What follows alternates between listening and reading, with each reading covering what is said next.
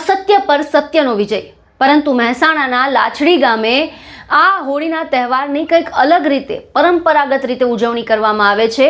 અહીં પરંપરા છે તે મુજબ લોકો પ્રદક્ષિણા નથી કરતા હોળીની, પરંતુ ધગધગતા અગનજ્વાળા છે તેના પર ચાલે છે। શું છે આ પરંપરા જાણીએ। અહીં લાછડી ગામની પરંપરા મુજબ જે ચાલુ વર્ષે દીકરાનો જન્મ થયો હોય અને જેઓના નવા લગ્ન થયા હોય તેવા શ્રદ્ધાળુઓ હોળી પ્રગટ્યા બાદ ધગધગતા અંગારા પરથી પસાર થાય છે। આ વિધિમાં અગ્નિની વચ્ચે 5 પ્રદક્ષિણા કરવાનો વર્ષો જૂનો રિવાજ છે। માત્ર નવ દંપતી જ નહીં, પરંતુ ત્યારબાદ આખું ગામ આ અગ્નિમાં ઉઘાડા પગે આંટા મારે છે। આશ્ચર્યની વાત એ છે કે ધગધગતા અંગારા હોવા છતાં માતાજીની અસીમ કૃપાથી અત્યાર સુધી કોઈને પણ પગમાં ઈજા કે દાઝ્યાની ઘટના નથી બની। ગ્રામજનો આને પોતાની અતૂટ શ્રદ્ધા અને દેવી શક્તિનો ચમત્કાર માને છે। મારું નામ અમૃતલાલ શંકરલાલ પટેલ, રહેવાસી લાસડી, તાલુકો વિસનગર। અમારા ગામમાં હોળીનો પ્રસંગ વર્ષોથી આદિ અનાદિથી ચાલ્યો આવે છે। અમારા ગઢવા પણ એ ટાઈપ કરતા, અમે એ ટાઈપ કરીએ છીએ। નવો દીકરો પરણીને આવ્યો હોય એને 5 ફેરા ફેરવીએ ફરતા હોય છે, બરાબર? એને 5 ફેરા ફરતા હોય છે।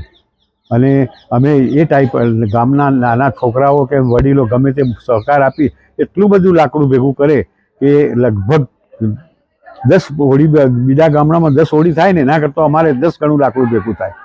અને એના અંગારા જ્યારે પડે તેમાં અમે એને પાથરી અને ચાલીએ છીએ। કોઈ બળતું નથી।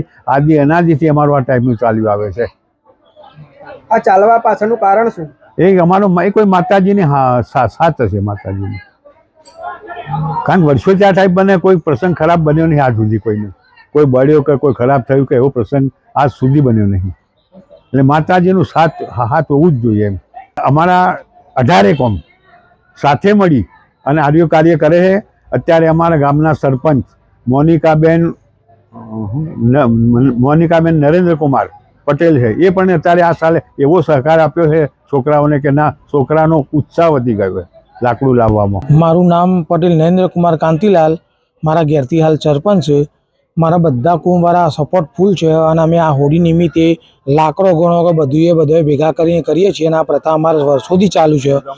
અને સહકાર, કોઈ છોકરો પરણ્યો હોય કે કોઈને છોકરો આવ્યો હોય પહેલો ફર્સ્ટ, એ બધા બી અમે આ કરીએ ને એના પછી અંગારા પરું ફૂલ એના ઉપર અમે બધા ચાલીએ છીએ।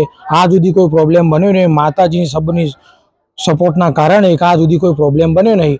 અને હરે આલમ કોઈ બી કોમ બધોએ અમને સપોર્ટ કર્યો અને અમે આ બધું કરીએ છીએ અને વ્યવસ્થિત અમારો પ્રસંગ થાય છે લાસડી ગામે। આ ચાલવામાં ફક્ત જે પ્રથમ લગ્ન કર્યા બાળક એ ચાલે કે આખું ગામ ચાલે? આખું ગામ ચાલે। કોઈ બી એવું નહીં કે એ ચાલે, કોઈ બી વ્યક્તિ બહારનો ગામથી આવેલો બી ચાલી શકે, કોઈ પ્રોબ્લેમ નહીં, કોઈ તકલીફ પડતી નથી।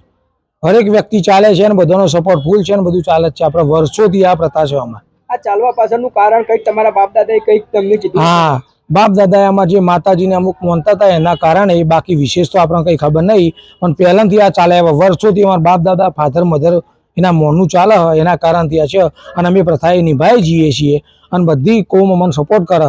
અમે આ લાકડો કોઈ જગ્યાએ એવી હોળી ના થતી હોય એવી હોળી કરીએ છીએ અને 2-3 કલાકમાં જે અંગારા પડે એટલે પાથરી બધા ચાલે। લેડીઝ બી ચાલે છે અમારે, બાકી જેન્ટ્સ લેડીઝ બધા સબ, બાકી કોઈ પ્રોબ્લેમ થતો નથી। તમે હોળી બાબતે શું સંદેશો આપશો આમ જનતાને? આમ જનતાને એક જ વસ્તુ કહેવાની કે આ જેવી પ્રથા છે એવી દરેક કોમ ભેગી થઈને આ વસ્તુ કરે તો બેસ્ટ વસ્તુ। અગર તમારા ગામમાં એકતા જળવાઈ રહે અને તમારે નેક્સ્ટ ટાઈમ માટે ગમે ત્યારે કોઈ હોય તો બધું જળવાઈ રહે, બીજું કોઈ કારણ નહીં। આધુનિક યુગમાં પણ લાછડી ગામના લોકોએ પોતાની આ સાંસ્કૃતિક અને ધાર્મિક વિરાસતને જાળવી રાખી છે। હોળીના દિવસે આ અનોખા દ્રશ્ય જોવા આસપાસના ગામના લોકો પણ મોટી સંખ્યામાં ઉમટી પડે છે। લોકવાયકા મુજબ અગ્નિ પરીક્ષા જેવી આ વિધિ કરવાથી પરિવાર પર આવતા સંકટ દૂર થાય છે અને સુખ શાંતિ જળવાઈ રહે છે। તો હોળીની આ અનોખી પરંપરાને લઈને આપનું શું કહેવું છે, આપનું શું માનવું છે, અમને કોમેન્ટ બોક્સમાં જણાવો ને અમારી ચેનલને લાઇક, શેર અને સબસ્ક્રાઇબ કરવાનું ભૂલશો નહીં।